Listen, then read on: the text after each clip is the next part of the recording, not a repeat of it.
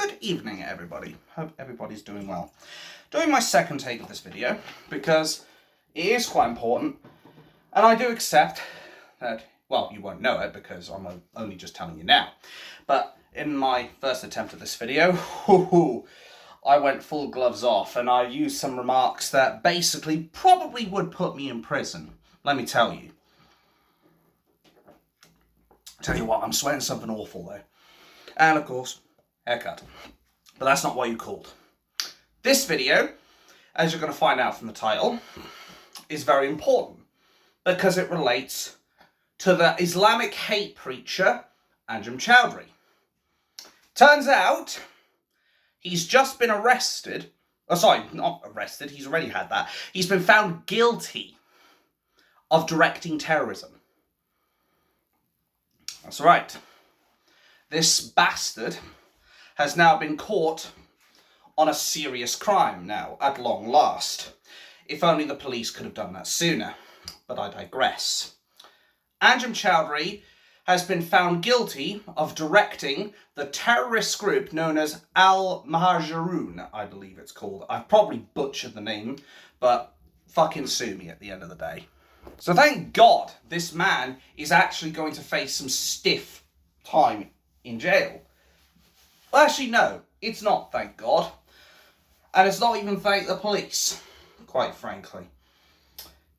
It is a matter of, I don't want this man in prison. I want this man sent to Guantanamo Bay. If I had my way, he'd be hanging from the gallows as the swinging man, if you catch my drift. This man, Anjem Choudary, is a threat to Western civilization. He, as I've said, basically, he directed Al-Muhajirun. He was the leader of that group.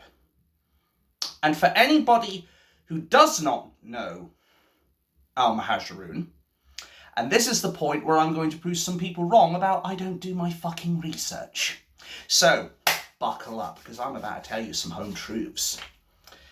So, first and foremost, Al-Muhajirun are responsible for one bomber who went out of their way in Tel Aviv to bomb a cafe. 3 dead, 60 injured. Then we had a case where one bomber decided he was going to blow himself up in an army barracks and take it with him. Then there was another instance where Al-Muhajirun basically glorified and celebrated the 9/11 attacks, which were obviously completely reprehensible in and of themselves. And then, this is the one that people are going to be most familiar with. It's the death of Lee Rigby. Yes, the Fusilier who was brutally hacked and stabbed to death by the Michael brothers, Ajuoabe, or whatever his bloody name is, and Awajabojo, or I can't remember precisely how to pronounce their surnames, but I'm pretty damn close with what their names are. That much I can say for free. But they went in with a knife, a cleaver, and one of them even had a service revolver from the RNLI, if I recall correctly. It was non-functioning though, so it was there more for clout more than anything else. But it doesn't change the fact that the knife and the cleaver were very real, and Lee Rigby, God rest his soul, lost his life, and he had his head removed. Then, one of these Michael brothers decided to cite pages from the Quran, 2 pages of that shit, to basically say how he is justified in his actions in the name of Allah. These are the kinds of nut jobs serving Al-Muhajirun. Now, what ended up happening with those two is they then basically charged the police and got shot. Wounded, not killed, unfortunately. Though one of them has now lost his thumb. Or at least on one of his hands anyway. Frankly, he should have lost his life. But then I suppose they would have glorified it and said he died a hero and all that bollocks. Or at least the extremists in Islam would have done so. And on a further side note, and this is still related to Muhajirin, by the way, is the police ended up doing a raid in Coventry Do you know what they found in this particular weapons raid? They found a sniper rifle and tracer rounds. Anybody who doesn't know what tracer rounds are, basically whenever a gun fires, you don't actually see where the bullet is going. What a tracer round does is it allows the shooter to see where that bullet is going, and that allows them to basically readjust where they're aiming in hopes that their next shot or two will kill. You can imagine what a sniper could do with that. Al-Muhajirin, by the way. This is the kind of group that Anjem Choudary is leading. People who are disgusting, reprehensible, subhuman pieces of shit who have no purpose being on this planet. They are merely there to spread the word of Allah and kill all the non-believers and the enemies of Allah. Basically, all of the West, apostates, and of course, any Islamic people they don't consider worthy of ruling. But of course, the mainstream media won't tell you this. You know the drill, folks, because say it with me, it doesn't suit the narrative. Why do you think they're all hush-hush when it comes down to Islam? It's not just a matter of they fear being called racist, even though you can't be racist against a religion. It's because of the fact that if ordinary people found out the real motives of Islam, they'd be fighting this tooth and nail. They would be fighting this without hesitation. And this is going to be one of the very few times where I'm going to disagree with Tommy Robinson on something, because there are things that I do disagree with him on. And Tommy Robinson came out and said, basically, throw away the key. I'm not going to be content with throwing away the key. We need to remove this man, Anjem Choudary, and have him serve his sentence in Guantanamo Bay. Then we will extract the information we need from that piece of shit, and then when he no longer has a use, we'll take out the trash, metaphorically speaking. Because the way I look at it, nothing is bad enough for someone who is leading a terrorist group. And I'm sure a lot of people will agree with me on this. And it's saying something because, as I've said before, I don't advocate for violence, generally speaking. I don't advocate for it. I'll never want to. And I wouldn't advocate for anybody to go and attack any Muslim person or a Muslim to attack an ordinary person. But as far as terrorists are concerned, like they've been found dead to rights, guilty of terrorism, I'd probably say that's fair game at this point, considering they are endangering everyone around them. This, of course, is something the mainstream media and the government don't want to talk to you about. But at the end of the day, you're not going to deal with Islamic extremists by putting on a silk glove and being like, there, darling, it'll be all right. We forgive you for bombing those 63 people in Tel Aviv. That's not going to work.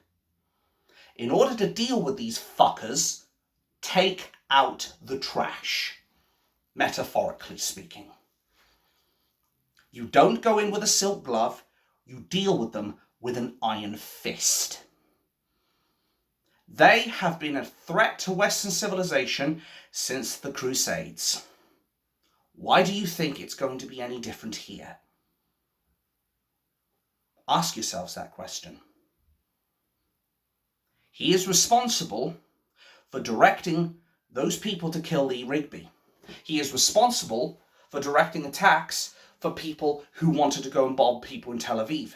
He is responsible for the actions of a suicide bomber blowing up an army barracks. What else could he be guilty for? Now, I don't know what else he's guilty for, but what I do know is that he has now been proven beyond doubt to be directing terrorist forces. Therefore, I think it should stand to reason this makes Anjem Choudary one of the most dangerous, if not the most dangerous person we have in this country right now. Therefore, it stands to reason why that piece of shit should be serving his time in Guantanamo Bay, or better still, hanging from the gallows. And nobody is going to change my mind on that. Sorry, Tommy, but this is the one time I do have to disagree with you on this. Like, the way I look at it is, if it was just somebody who was misled by Islam, like they were having the information seeped into their head and they were thinking about converting to Islam because they were being brainwashed, but they're not quite there yet, I'd be like, you know what? He's not quite there yet. Let's not bring the hammer down on him. Let's re-educate him and put Christian values into him. Show him that Islam is not the way. But Anjem Choudary has gone the whole fucking 9 yards with all this. You are never going to rehabilitate a man who so adamantly and vehemently believes that his cause is just in the ways of Sunni Islam. You will never do that.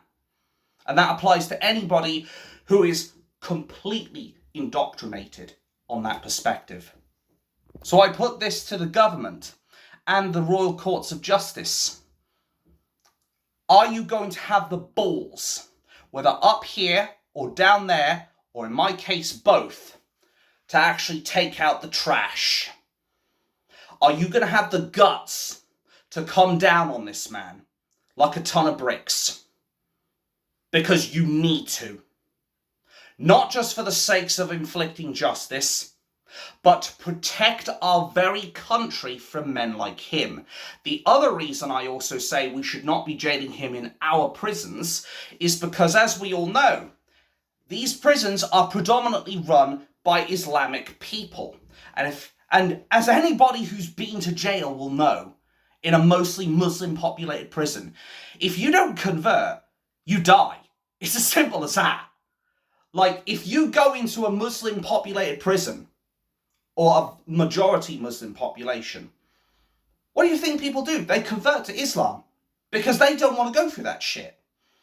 They feel like they have a family. They feel like they have a home.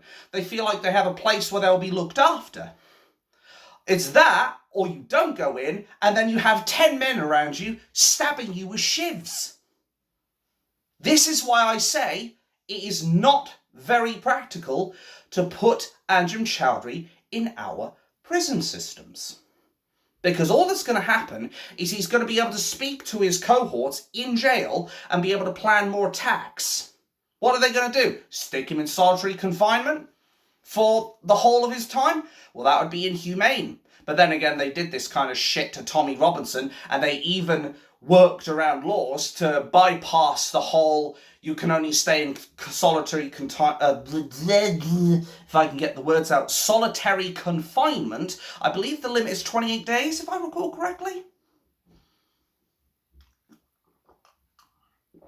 Oh, I needed that. Anyway, this is the point I'm trying to make. We're not going to make him change his ways. In fact, if anything, we're going to make it worse if we put him in our prisons. This is why I say he needs to either be hanging from the gallows or sent to Guantanamo Bay.